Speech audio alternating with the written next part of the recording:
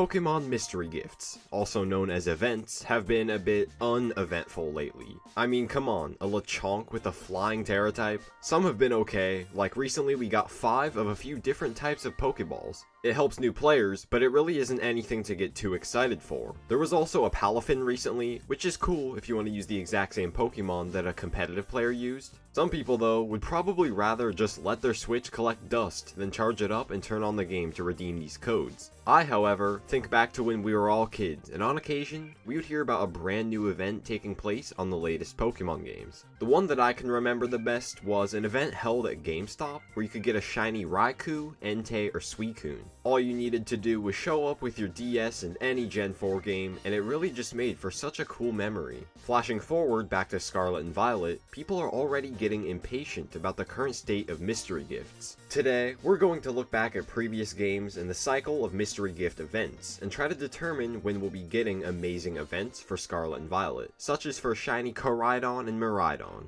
Please subscribe to the channel if you enjoy, because apparently around 88% of my viewers are not actually subscribed. I'm trying to hit 40,000 subscribers and it would really mean the world to me.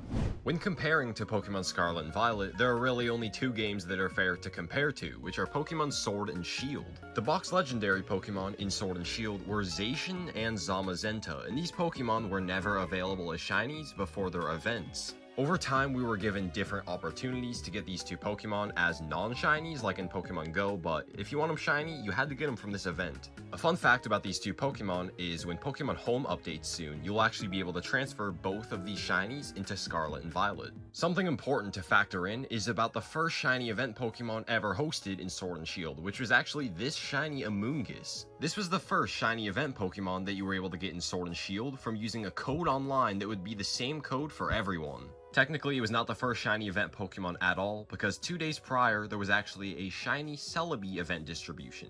I think this shiny is more important though, because the Celebi, you had to actually watch the Pokemon Coco movie in Japan, but this one was just a code given out to everyone. If you're wondering when this shiny Pokemon was given out, it was actually on August 9th of 2020, and here's what's important about that. Pokemon Sword and Shield came out on November 15th of 2019, and since this was in August, that was 9 months after the game came out. Pokemon Scarlet and Violet also came out in the month of November, and when I'm recording this, it is only April. This means that it has been 5 months since Pokemon Scarlet and Violet came out, and 9 months after Sword and Shield came out is when they were given their first shiny event. So, if I had to guess, a Pokemon like this would not be given out as a shiny to everyone in a mystery gift for at least a couple more months. Also, as a fun fact, in Sword and Shield, the only other shiny event Pokemon that were not legendaries that were given out were Toxtricity and Clefairy. These were the only 2 given out that were shinies from events that were not legendaries or mythical Pokemon. Something that I think a lot of people have not even thought about yet is the Pokemon Scarlet and Violet DLC. Back in Pokemon Sword and Shield, their DLC came out in June and October. Technically for Sword and Shield, it was actually still spring when the first DLC came out because it was on June 17th. The second DLC, the Crown Tundra, came out in the fall, but what we know about Scarlet and Violet is we will not be getting this DLC until the fall and then winter. I think this bit of info is actually really important because it could push back the idea of giving out a shiny event Pokemon like Koraidon and Miraidon.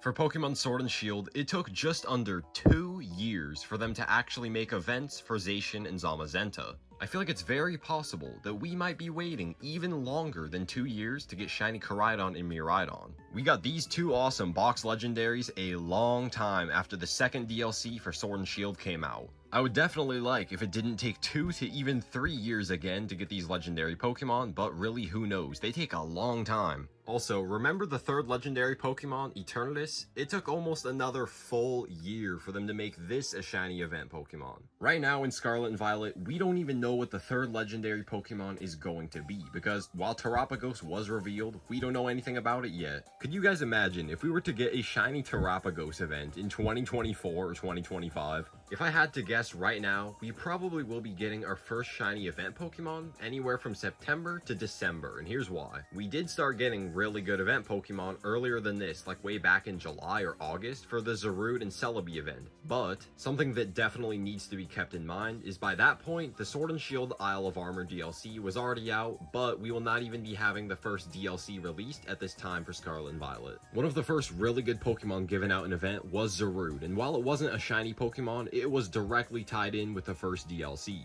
I think it makes a lot of sense that with the first DLC coming out sometime in the fall, like maybe September or October, we will be seeing a really good event Pokemon probably around that time. As for the box legendary Pokemon, like Koraidon and Miraidon, we may not be seeing these given out as shiny legendaries until September or October of 2024. I know that's a very long time away, and it's definitely not going to be fun waiting, but keep in mind these Pokemon are usually given out after a long period of time has passed. This is mostly going off of data in Pokemon Sword and Shield, because Brilliant Diamond and Shining Pearl and Legends Arceus don't really have anything like this. While the Diamond and Pearl remakes did have box legendaries, like Dialga and Palkia, they never really had events, and they weren't a new generation, it was just remakes. I want to know what you guys think though. Do you think we're going to be waiting until all the way until maybe August, September, or October of this year to actually be getting our first event Pokemon in the game that's shiny? Or do you think we'll be getting a shiny event Pokemon a lot sooner, like maybe June or July of this year? It better not be 2025. But thank you guys so much for watching this video. If you can, please definitely subscribe as I'm trying to hit 40,000 subscribers. Thank you all so much for watching this video, and I'll see you guys soon. Peace out, everyone.